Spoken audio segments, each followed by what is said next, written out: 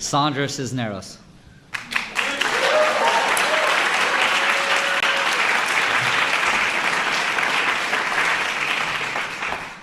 The 2015 National Medal of Arts to Sandra Cisneros for enriching the American narrative. Through her novels, short stories, and poetry, she explores issues of race, class, and gender through the lives of ordinary people straddling multiple cultures. As an educator, she has deepened our understanding of American identity.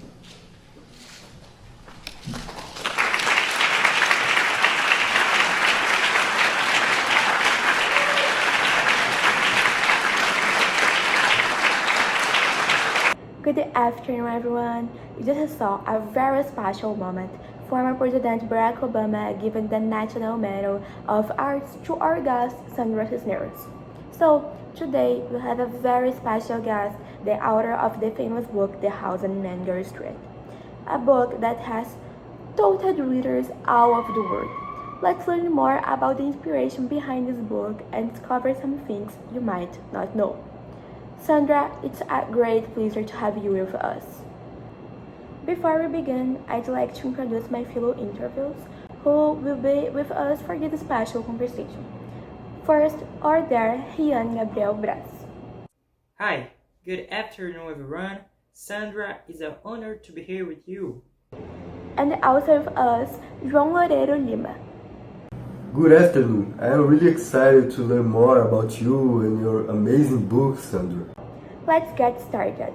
Sandra, to begin, can you tell us what's the House on Mango Street about? House on Mango Street is about a young woman's search for a house of her own, and by that I meant the character was looking for another way to be, otro modo de ser. I'm quoting from Rosario Castellano, the Mexican feminist and novelist. But people also take that she was looking for a real physical home. And yes, that's true, but only insofar as it could create a space for her to reinvent herself. Another way to be other than what you inherit from our culture that is very male-dominated. Sandra, is it true that you created the character Esperanza based on yourself? And did everything that happened to Esperanza also happen to you? In my own life, I was not aware when I was writing Esperanza's story that I was also going to be writing some parts of my life in the future. So subsequently, people blur the book for my own life. In relation to House on Mango Street, people always ask, are you Esperanza? Did this happen to you? And I'm not Esperanza. I'm the sum of all the stories that have passed through me, that I've heard, that I've witnessed. And Esperanza becomes a composite of all of the above. So sometimes people presume that what happened to Esperanza happened to me. Not necessarily, but certainly some things that happened, anything that passed through my heart is what I can write about. So if something happened to you, if something happened to my students, my mother, if something happened to myself, I take all of those pieces and I put them into Esperanza. So some fibers of those stories are mine. Very interesting, Sandra. And here's a curious question. Is there really a Mango Street in Chicago? There is no Mango Street in Chicago. There is a Mango Avenue. I didn't know that a Mango Avenue existed when I wrote House on Mango Street. The House on Mango Street is based on a real house in a real neighborhood, Humboldt Park, at a real address. But I picked up experiences and stories from other neighborhoods I lived in, other places I teached at, other communities I visited, and manipulated them and put them in this invented neighborhood called the House on Mango Street. In real life, the house was not on Mango Avenue or Mango Street. It was on Campbell Street. But I couldn't call it the House on Campbell Street because everybody would think of the soup, right? And at that time, I wasn't a very good storyteller, so I thought, well, what sounds like Campbell but has nothing to do with Campbell? And I just would say it, and as I was a poet, I would say it until a word that had more or less those vowel sounds so I could trick myself. However, when I moved into this neighborhood, the house on Campbell Street, it was not like the house on Mango Street. when I moved away from the house on Campbell Street, it looked like the neighborhood of the house on Mungo Street. So you, as an artist, manipulate time, you move things around, you cut and shape the way a gardener would shape a garden so that you can see certain flowers and pay attention to certain plants. Otherwise, it's just a jungle.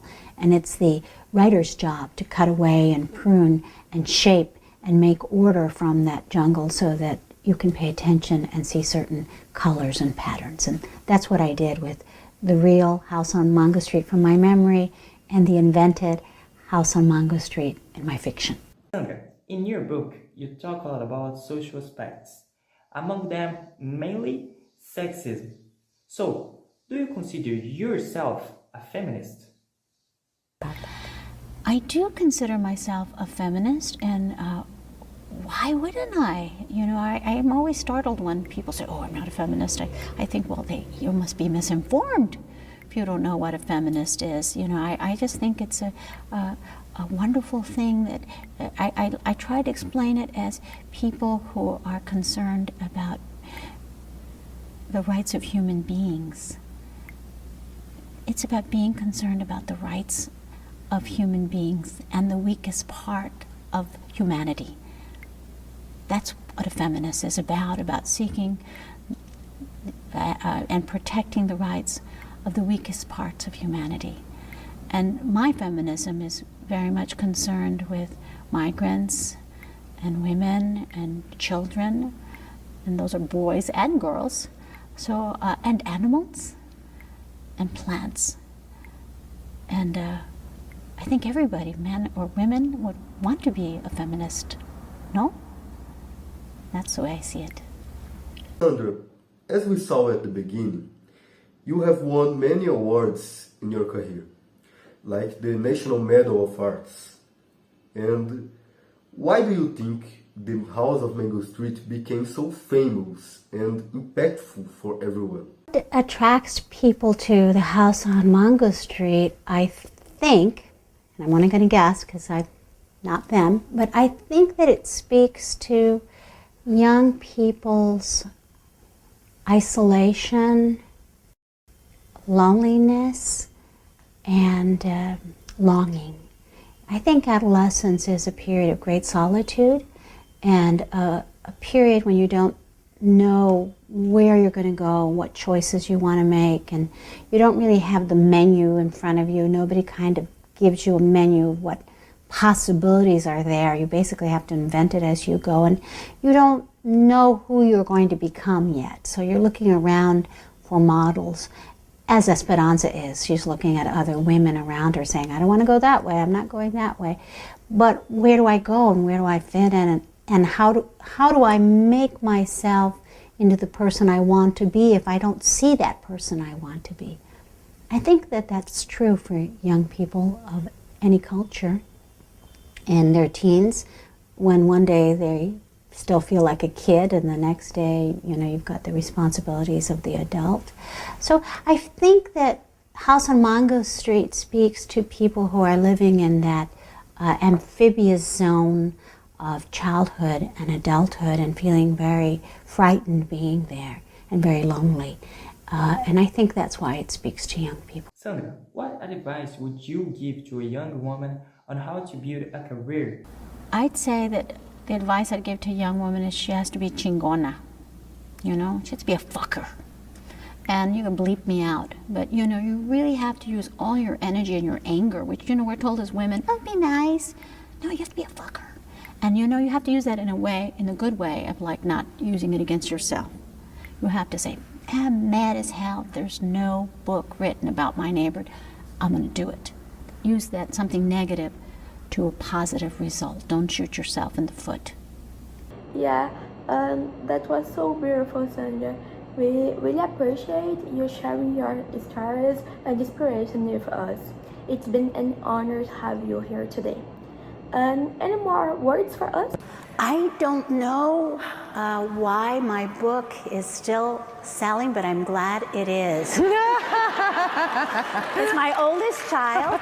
Every book I write, I try to write a better book, and I hope my next book is my best book, And I just thank you for supporting House on Mango Street. I invite you to come and see the opera. I hope the opera comes to DC one day. And I just have so much gratitude for all of you for being here. It's so lovely. Oh, it was our honor, right? Sandra Cisneros.